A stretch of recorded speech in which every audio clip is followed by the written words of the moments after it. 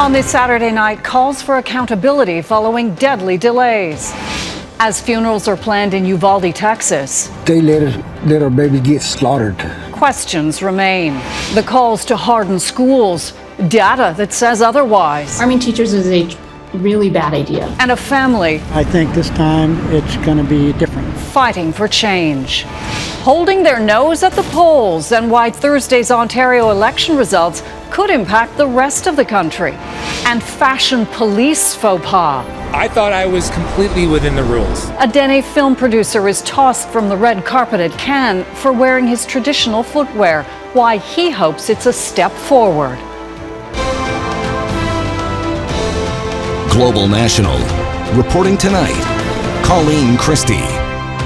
Good evening. Thanks for joining us. The inaction of police in Uvalde, Texas is now the central focus of the investigation into Tuesday's mass shooting in an elementary school.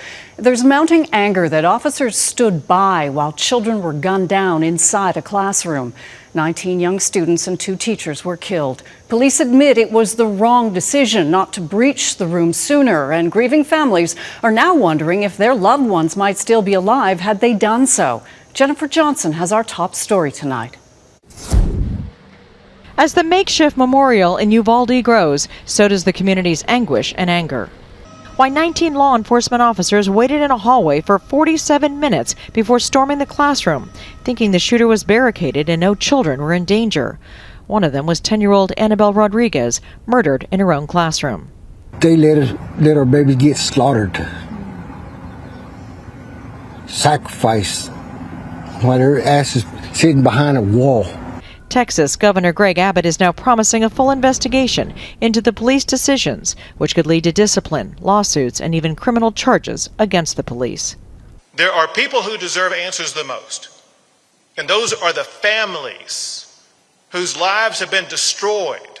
Police chiefs in other cities say it's not how their officers would have responded.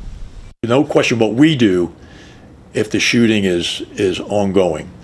We're going to go in, whether it's one officer, whether it's 2, whether it's 3. U.S. President Joe Biden, who will visit and mourn with the community Sunday, again called on Congress to pass stricter gun control laws. We cannot outlaw tragedy, I know, but we can make America safer. Heroic teachers inside Robb Elementary did everything they could to protect their students. One teacher's quick thinking helped save several lives. I just stood up and looked out my window that was right there close by, and I was like, there's a guy with a gun. Oh my God, get down. Ogborn told her students to get on the ground as bullets came through the window. None of them was hurt. As more pictures emerged showing frightened children fleeing the school through windows, one 4th grader, Jaden Perez, said he had one thought as he ran for safety. Am I going to die? Perez and other students say they will never feel safe in their school again.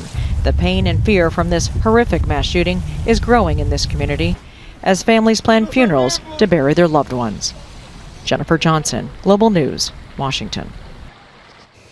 Roughly 4 hours from the small community of Uvalde, protests continued today outside the National Rifle Association's annual convention in Houston. Hey, NRA! How many kids did you kill today?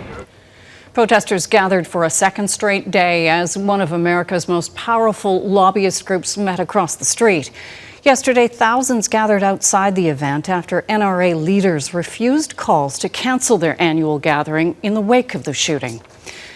The tragedy in Uvalde has been a focus of the NRA's convention this weekend, where some 55,000 people are expected to attend. But speakers, including Texas Senator Ted Cruz and former President Donald Trump, say the way to stop these massacres is with more weapons, not fewer. Gun rights advocates say schools need more protection with armed guards, even armed teachers. But as Heather Yourex-West reports, research says otherwise. Former U.S. President Donald Trump says the way to stop school shootings is with more guns. It's time to finally allow highly trained teachers to safely and discreetly concealed carry. Let them concealed carry. As the age-old saying goes, the only way to stop a bad guy with a gun is a good guy with a gun. schools, Trump told the NRA crowd, need more security. An armed officer on duty at all times, a single point of entry with fencing and stronger doors. Texas Senator Ted Cruz agreed. Taking guns away from these responsible Americans will not make them safer, nor will it make our nation more secure. To support his point, Trump used recently released FBI data showing armed citizens shot and killed 4 active shooters in 2021. But that was 4 out of 61 total incidents last year, a number that jumped from 40 the year before.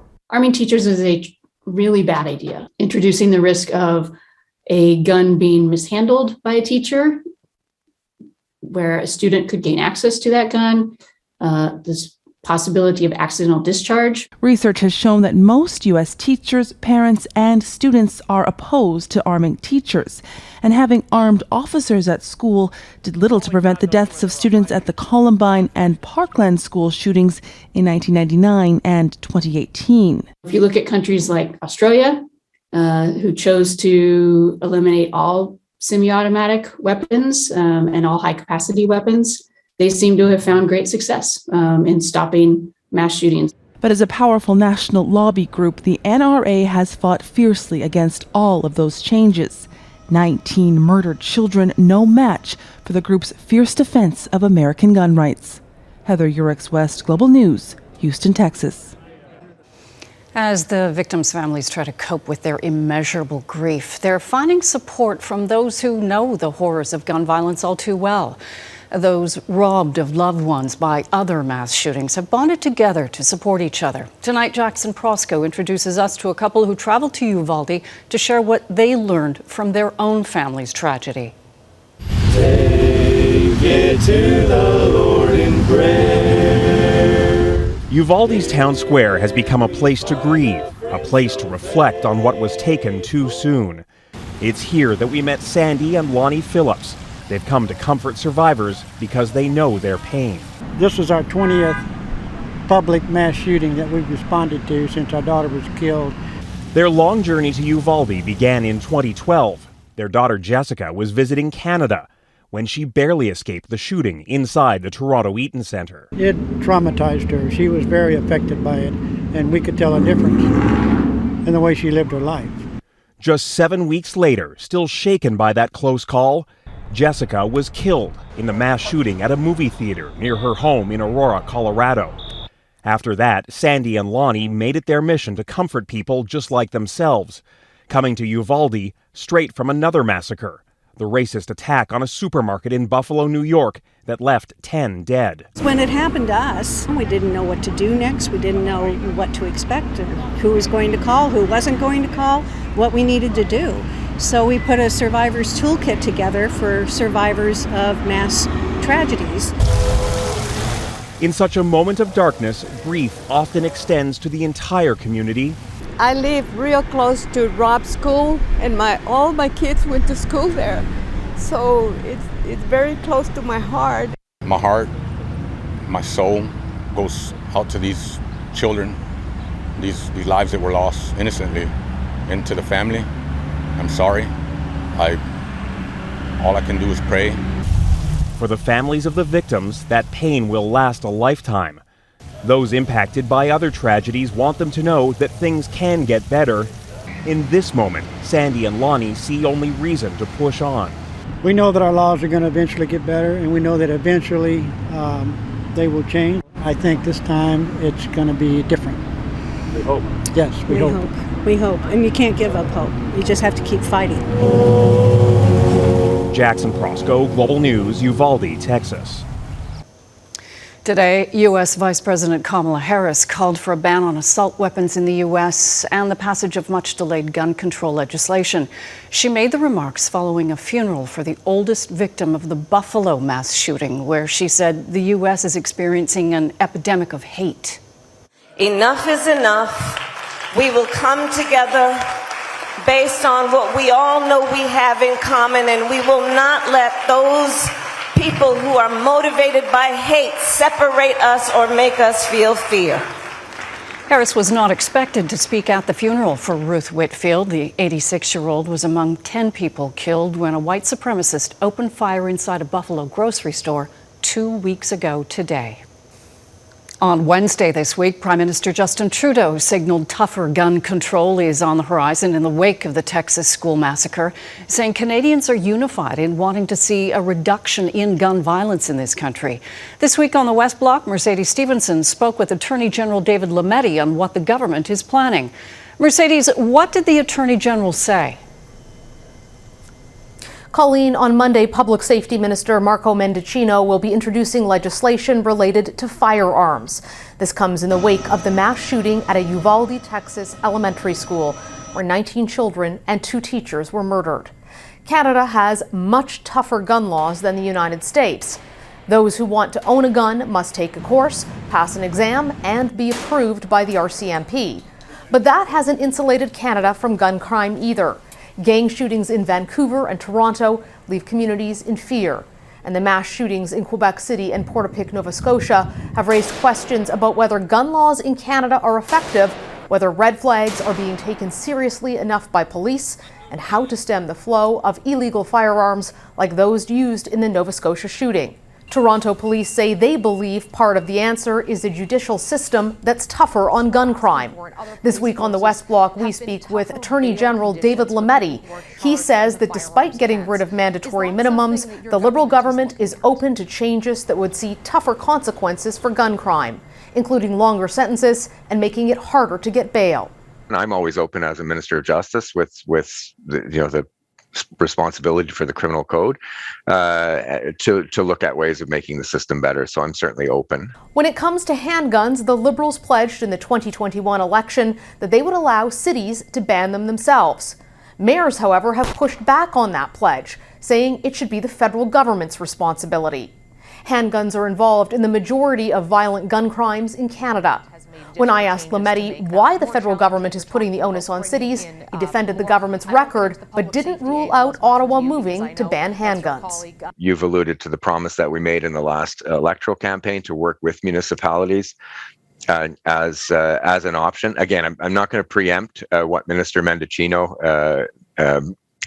has in as a matter of cabinet confidence, but I think it's fair to say that this is on the top of the Prime Minister's agenda. What exactly the federal government will propose on Monday remains to be seen, but many political observers expect some of it will be a repeat of what died on the order paper before the previous parliament was dissolved for an election. We'll find out more, of course, on Monday. Colleen? Mercedes Stephenson, thank you. And you can watch Mercedes' full interview with David Lametti on the West Block tomorrow, right here on Global. Coming up, Russia conducts missile tests while advancing a strategic goal.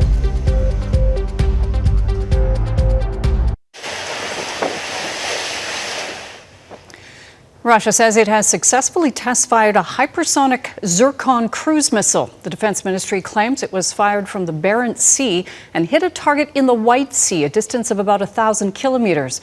The missile has been touted as a major breakthrough in weapons development. Moscow also claimed another victory in Ukraine today as it continues its relentless assault on the country's eastern Donbass region. Российских вооруженных сил полностью освобожден от украинских националистов. Russia's defense ministry says the town of Liman has been, quote, completely liberated from Ukrainian nationalists and is now under the full control of Russian-backed forces. If true, it would mark a significant victory and give Moscow control of a key railway hub in eastern Ukraine. The claim comes as Vladimir Putin held a lengthy call with the leaders of France and Germany, where he reportedly warned the continued supply of arms to Ukraine was dangerous and could further destabilize the situation. In Indonesia, 26 people are missing after a ferry ran out of fuel and sank in bad weather. 43 people were on board when the ship capsized off Sulawesi Island. 17 passengers were rescued by passing tugboats. Crews are searching the waters for more survivors. Chaotic scenes played out outside of Paris today, impacting one of the world's biggest sporting events. Look at what has happened. I am in tears. I paid hundreds and hundreds of pounds to come to this game tonight. Look at these people. Look at all these poor people. who have done exactly the same as me.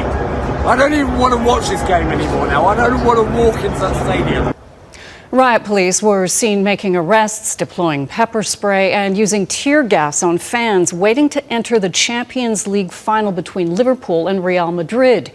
In a statement, French police said supporters had attempted to force their way into the stadium. Ahead, finding middle ground, why Ontario's election results next week could have national implications. You're watching Global National. We're into the final days of campaigning in Ontario's general election, with voters headed to the polls on Thursday. At this point, it seems to be a race for second place, with a prominent prediction being there will be no change at the top. But the vote could still have national implications. Our chief political correspondent, David Akin, is in Toronto today preparing for Global's election night coverage. And David, you argue this election isn't just important for Ontario. Well, that's right, Colleen. The polls have been incredibly consistent in this election. The progressive conservative government of Doug Ford, the incumbent, is expected to repeat the majority victory that it won in 2018. And I want you to think why that might have some implications for the federal Conservatives. Here is the map of the 2018 Ontario election, the results. There's 124 ridings, and the Doug Ford PCs won more than 70 of them. And they are expected to win at least that many on Thursday.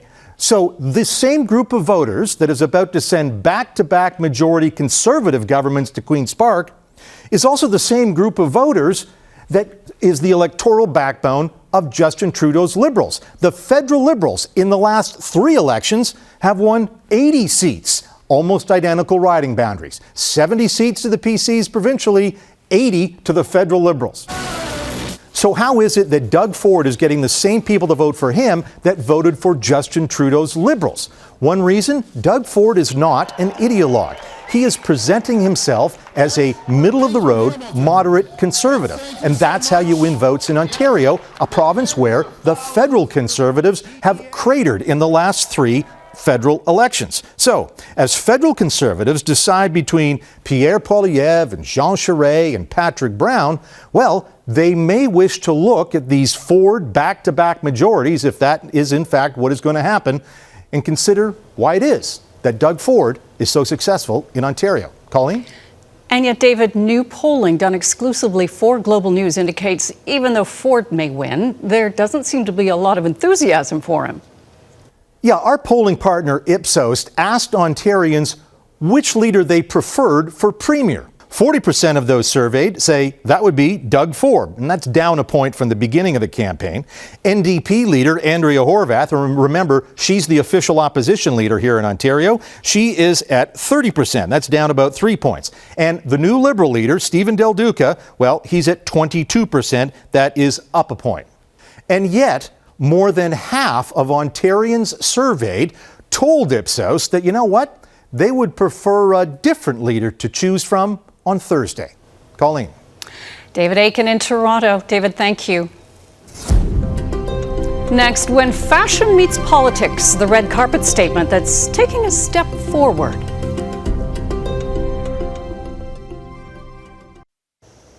It was hardly the experience he was expecting, but a Vancouver-based Indigenous film producer says he was made to feel like a criminal after being turned away from the red carpet at the Cannes Film Festival, despite being invited to walk it.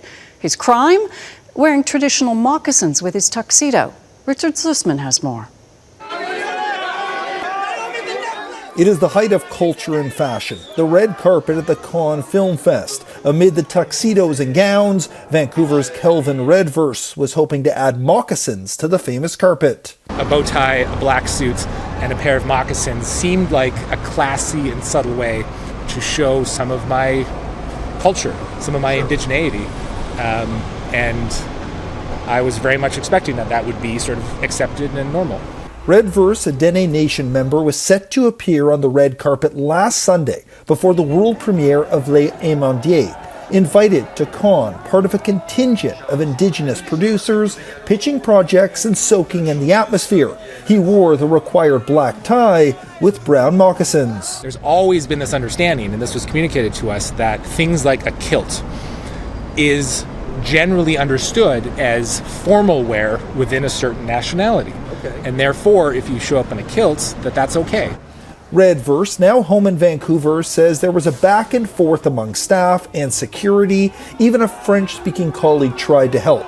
But ultimately, he was only allowed to proceed after changing back to his brown leather shoes. After being excited for weeks to be able to bring my culture to this red carpet event, to be told, get out, this isn't welcome here, is something that stings, and it still stings. The Toronto-based Indigenous Screen Office filed a complaint on behalf of Redverse, and a day later, the head of the Con red carpet apologized. Redverse was then invited back for Canadian director David Cronenberg's Crimes of the Future, this time with his moccasins on. And the first person who we bumped into, who saw the moccasins, had the same reaction. Nope, nope, nope. But the next person behind them, who's a little higher up, saw who we were, knew the conversation that had been had, knew what we were wearing, and said, yes, let them through. That was my favorite part of the festival. The big shows. Work now being done with Con to showcase what culturally important clothing for Indigenous people looks like, and to make sure this doesn't happen again. Richard Zussman, Global News, Victoria. And in case you were wondering, Ruben Östlund's Triangle of Sadness, a satire on modern-day capitalism, has won the Palme d'Or for Best Film at this year's Cannes Film Festival. Maybe one day it'll be Kelvin Redverse. And that's Global National for this Saturday night. I'm Colleen Christie. Tonight's Your Canada is Calgary. Please keep sending your photos to viewers at globalnational.com. Thanks for watching. I'll see you back here tomorrow. Have a great night.